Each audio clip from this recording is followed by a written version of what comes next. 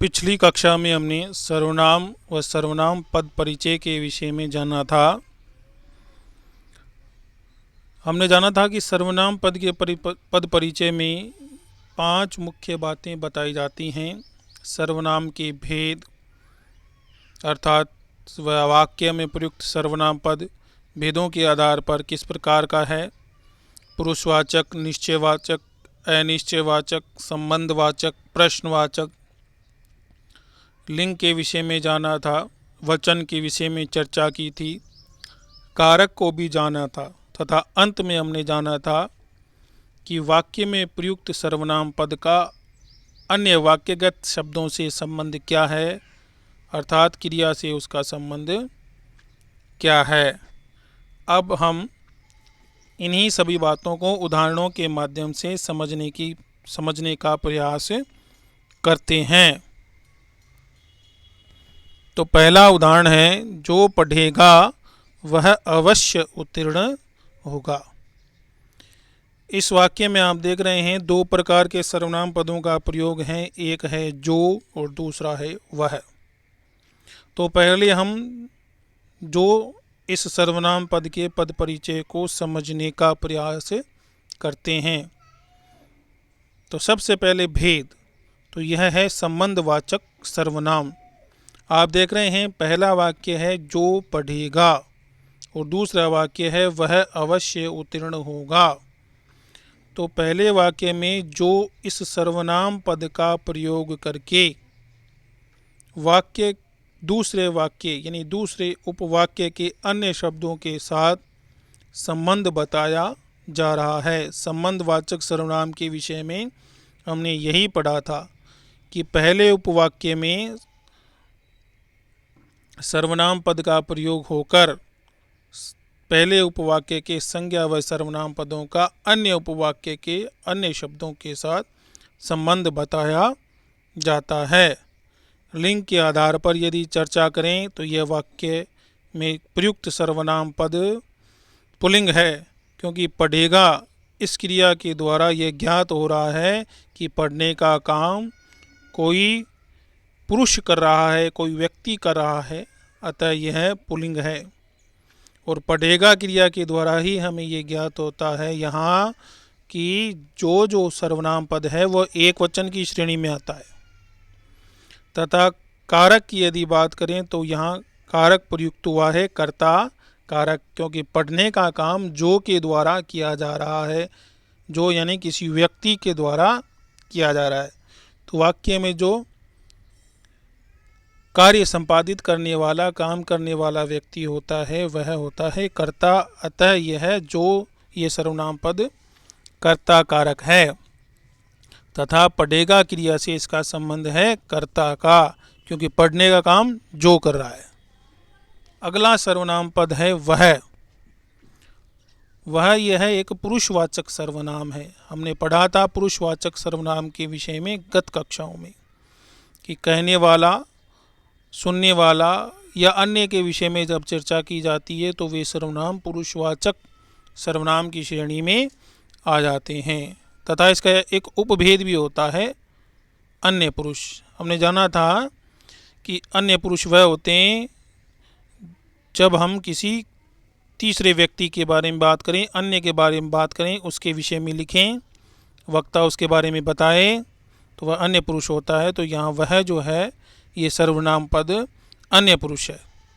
तथा पुल्लिंग है, क्योंकि पुल्लिंग के विषय में बोध हमें किस प्रकार हो रहा है, होगा क्रिया के द्वारा।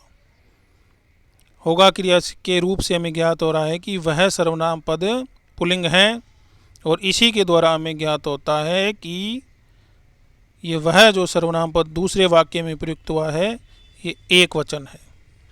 तथा कर्ता कारक है। कर्ता कारक किस प्रकार है कि होना, ये जो क्रिया हो रही है इसको संपादित करने का कार्य वह के द्वारा किया जा रहा है, अर्थात ये कर्ता कारक है। तथा होगा क्रिया से इसका संबंध किस प्रकार ज्ञात होगा कि ये होगा क्रिया का कर्ता है, क्योंकि इस क्रिया को वह के द्वारा किया जा रहा है। अगला उदाहरण समझते हैं। वह कौन थी जिसे तुम कल पढ़ा रहे थे।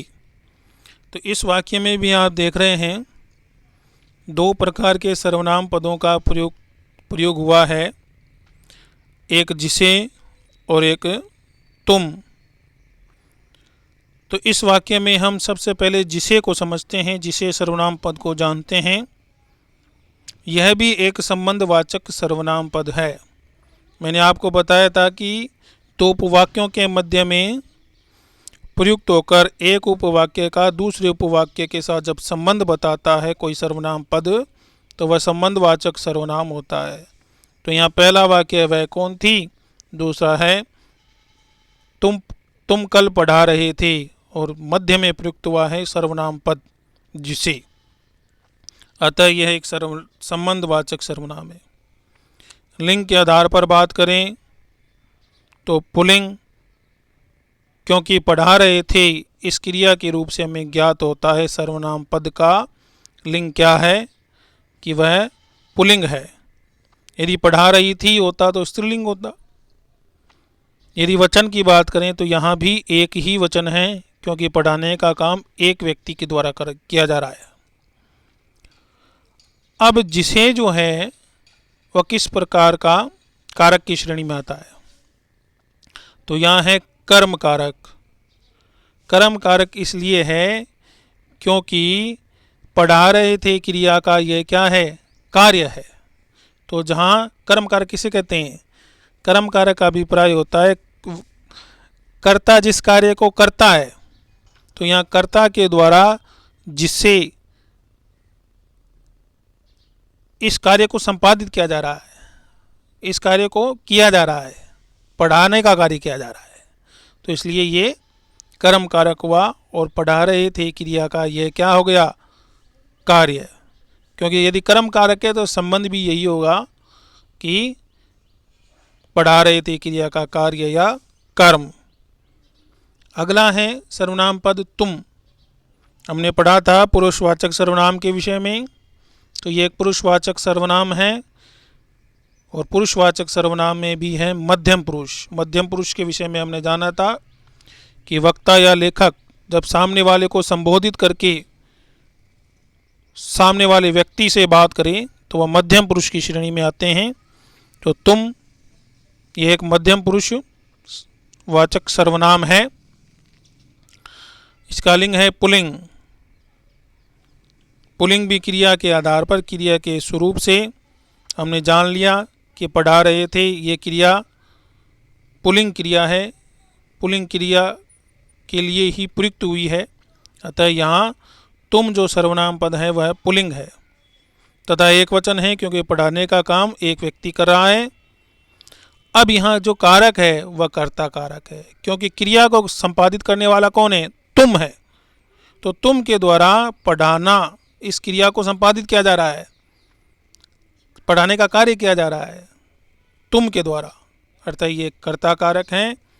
तथा क्रिया से इसका संबंध क्या हो गया, पढ़ा रहे थे क्रिया का यह हो गया कर्ता, क्योंकि पढ़ाने का काम तुम के द्वारा किया जा रहा है। अगला उदाहरण समझते हैं। जैसे कोई सज्जन यहाँ आ रहे हैं, कोई सज्जन यहाँ आ रहे हैं, तो यहाँ इस वाक्य में सर्वनाम पद प्रयुक्त हुआ है कोई। तो हमने पढ़ा था भेदों के आधार पर अनिश्चयवाचक सर्वनाम, यानी जब ये निश्चित नहीं हो कि वस्तु पदार्थ या व्यक्ति कौन है क्या है, अनिश्चय की संभावना हो, वहाँ अनिश्चयवाचक सर्वनाम होता है।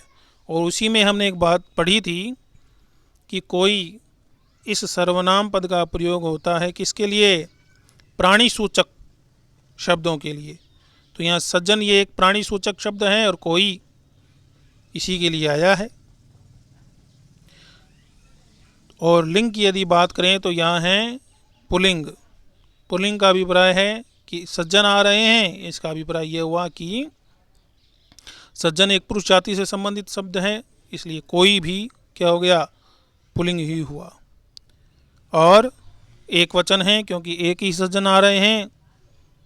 और यदि बात करें कारक की तो कर्ता कारक, क्योंकि आने का काम कोई के द्वारा, कोई सज्जन के द्वारा किया जा रहा है। और क्रिया से भी इसका संबंध क्या होगा, आ रहे हैं क्रिया का कर्ता, क्योंकि आने का काम कोई के द्वारा किया जा रहा है। यहाँ पर कोई, ये सर्वनाम पद जो है वो सज्जन की विशेषता भी बता रहा है, अतः यह विशेषण भी है। इसलिए सज्जन के आधार पर कोई का जो लिंग है वह पुल्लिंग हुआ, क्योंकि विशेष्य और विशेषण में एक संबंध होता है कि विशेष्य का जो लिंग और वचन होता है वही वचन विशेषण का होता है। इसीलिए यहाँ कोई पुल्लिंग और एक वचन है, क्योंकि सज्जन भी पुल्लिंग और एक ही वचन है। अगला उदाहरण है, हम सब ने आपकी बहुत प्रतीक्षा की पर आप नहीं आए।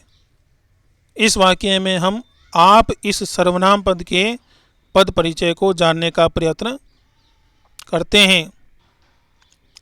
आप अर्थात संबोधित किया जा रहा है सामने वाले को, तो जहाँ सामने वाले को संबोधित करके बात की जाती है तो वह आता है पुरुषवाचक सर्वनाम की श्रेणी में। और उसी में एक उपभेद होता है, वो होता है मध्यम पुरुष। मध्यम पुरुष के विषय में हमने यही जाना था कि जब किसी को संबोधित करके बात की जाए और उस समय सर्वनाम पद आप, तुम, तू आदि हो तो वह मध्यम पुरुष वाचक सर्वनाम की श्रेणी में आ जाते हैं। तो यह है मध्यम पुरुष पुल्लिंग। आप नहीं आए, नहीं आए ये क्रिया के द्वारा हम ज्ञात हो रहा है कि आप का जो लिंग है वह पुल्लिंग है, और इसी नहीं आए क्रिया के द्वारा, इसी के स्वरूप के द्वारा हमें ज्ञात होता है कि यह सर्वनाम पद एक वचन है। तथा कारक की यदि बात की जाए तो यहाँ कर्ता कारक है, क्योंकि नहीं आने वाली क्रिया को संपादित आपके द्वारा किया जा रहा है, इसलिए यह कर्ता कारक हुआ। और नहीं आए क्रिया के साथ इसका संबंध हो गया कर्ता का, अर्थात नहीं आए क्रिया का यह है कर्ता। आगे का अध्ययन हम अगली कक्षा में करेंगे। अब तक की कक्षाओं में यदि किसी भी विद्यार्थी को किसी भी प्रकार की कोई शंका समस्या है तो उसके समाधान हेतु आप कमेंट बॉक्स में लिखकर मुझे बता सकते हैं, और यदि कोई सुझाव है तो वह भी आप मेरे साथ